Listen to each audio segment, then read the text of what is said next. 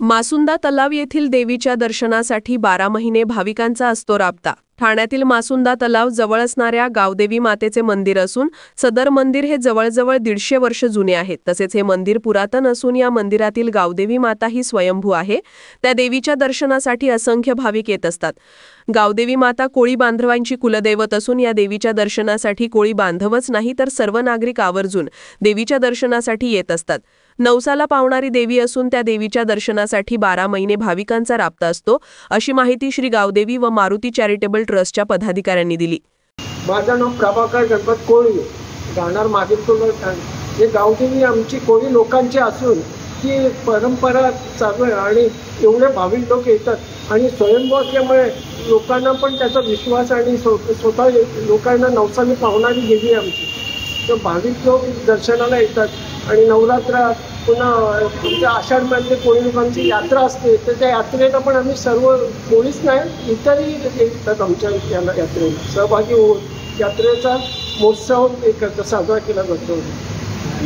तसेच देवी ही स्वयंभू असल्यामुळे कित्येकांना नवसाला पाहून आणि लोकांचे नवस पण आणि पायाचे नवस पण कित्येकांचे इकडे फेडले जातात आणि ते पूर्ण केले। म्हणजे तशी देवीने त्यांना बुद्ध्या देऊन त्यांनी सहकार्य करून देवीला उपकृत केलेलं जातं। मी हेमंत गोविंद कोळी, श्री गावदेवी व मारुती चॅरिटेबल ट्रस्ट विश्वस्त आहे आणि हे मंदिर जे आहे हे 100 ते 150 वर्षापूर्वीचं आहे।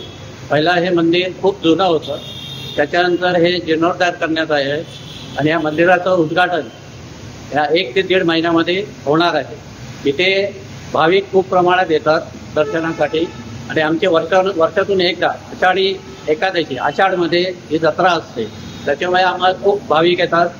मागेरी कोळी समाजाची लोक आणि इतर लोक दर्शनासाठी खूप प्रमाणात येतात आणि इथे येणारी जी लोक आहेत हे देवीकडे काही मागणं करतात, त्यांना देवी देते आणि या देवीमुळे खूप प्रमाणात लोक इथे येतात।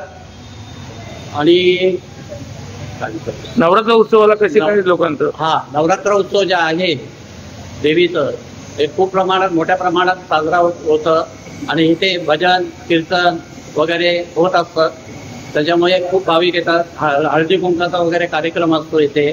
ब्युरो रिपोर्ट, जनादेश।